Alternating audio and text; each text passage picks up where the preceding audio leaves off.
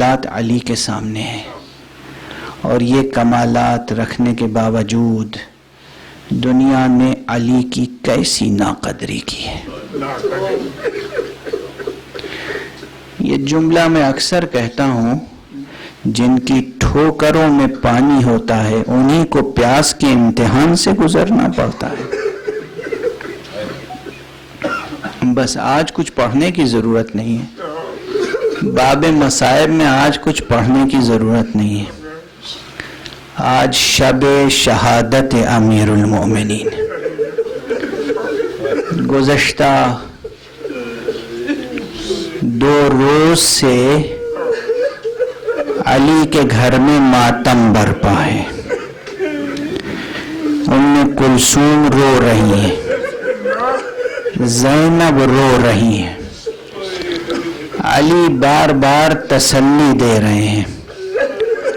روایتوں میں یہ جملہ ہے، یہ صرف خطیبانہ جملہ نہیں ہے، روایتوں میں بعض روایتوں میں جملہ آیا ہے کہ جب بلک بلک کے ام کلثوم اور زینب روئی ہیں تو امیر المومنین نے کہا بیٹا ابھی صبر کرو، تمہیں بعد میں بہت رونا ہے۔ بیٹا اسی کوفے میں تمہیں بہت مصیبتوں کا سامنا کرنا پڑے گا، بہت گریا کرنا پڑے گا۔ یہ علی ہیں، یہ آل علی ہیں۔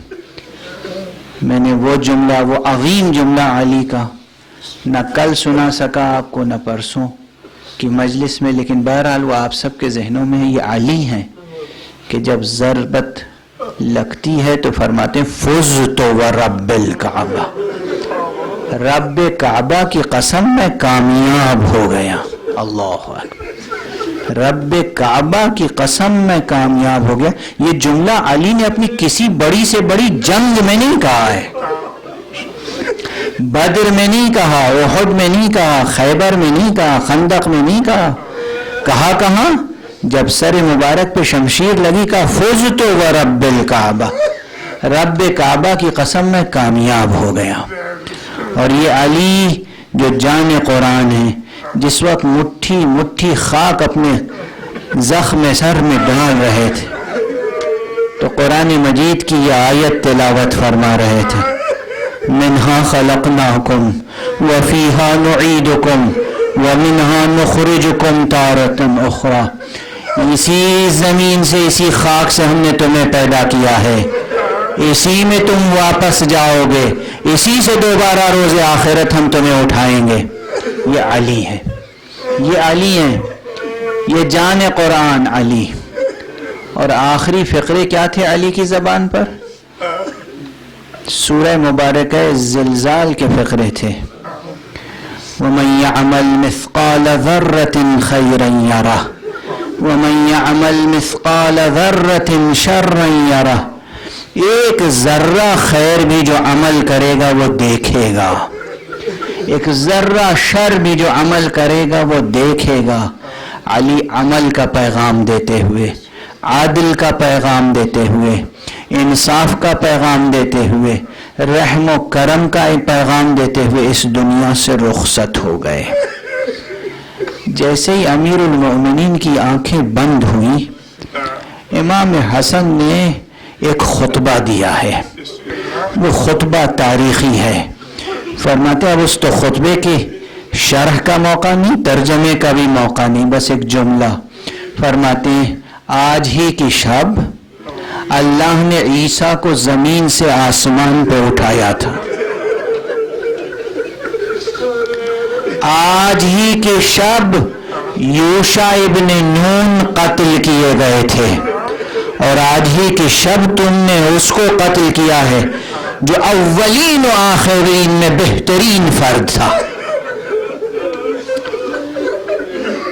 علی شہید ہو گئے، علی خاموش ہو گئے، علی نے آنکھیں بند کر لیں۔ 21ویں شب نصف شب کا عمل ہے، علی کے گھر میں سسکیوں سے سسکیاں گونج رہی ہیں، بیٹیاں رو رہی ہیں، اور علی کو غسل دیا جا رہا ہے۔ دو روایتیں ہیں. ایک روایت یہ ہے کہ امام حسین پانی ڈال رہے تھے، امام حسن غسل دے رہے تھے. ایک روایت یہ کہ محمد ابن حنفیہ پانی ڈال رہے تھے، حسن اور حسین دونوں غسل دے رہے تھے. غسل دیا گیا. خدا آپ سب کو زیارت نجف و کوفہ نصیب فرمائے.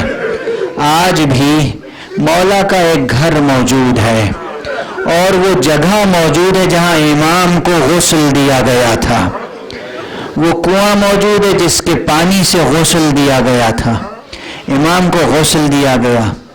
جو حنوط پیغمبر کے حنوط سے باقی بچا تھا اس سے حنوط دیا گیا. سفید پارچوں میں کفن دیا گیا.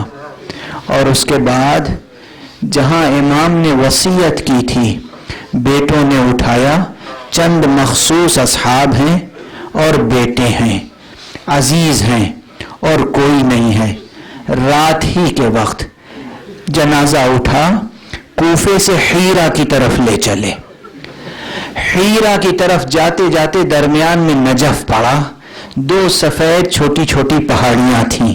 علی نے کہا تھا انہی پہاڑیوں کے درمیان تمہیں قبر تیار ملے گی. یہ علی ہے، کوئی اور نہیں ہے.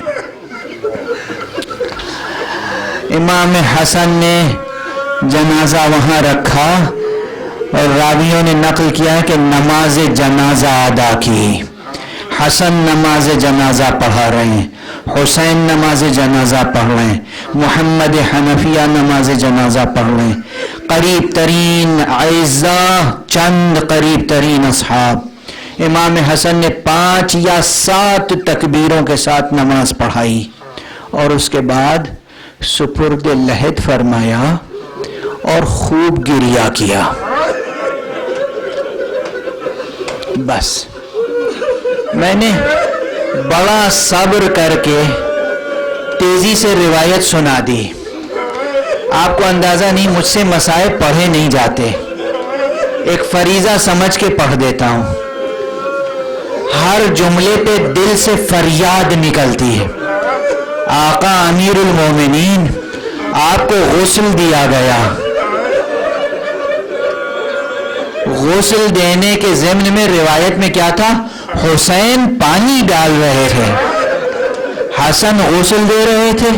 آقا یہی حسین کربلا میں 3 دن کا بھوکا پیاسا شہید ہوگا اور اپنے 6 مہینے کے بچے کو 1 قطرہ پانی دینے کے لیے اس کے پاس پانی نہیں ہوگا.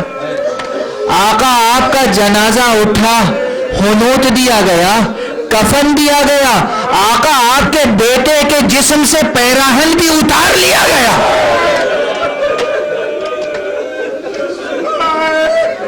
آقا آپ کا جنازہ لے کر جہاں آپ نے وصیت کی تھی وہاں گئے ہیں فرزندان، مگر آقا آپ کے جنازے پہ نماز پڑھی گئی.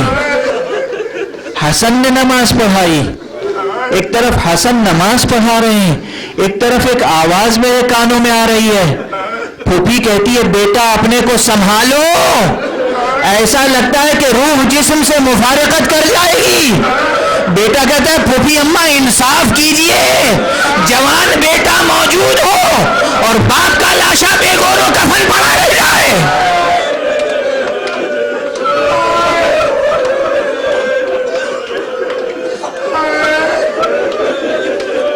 اجرکم علی اللہ. حسن نے تابوت اٹھایا تھا، آپ سب تابوت اٹھائیں گے، شبیہ تابوت اٹھائیں گے.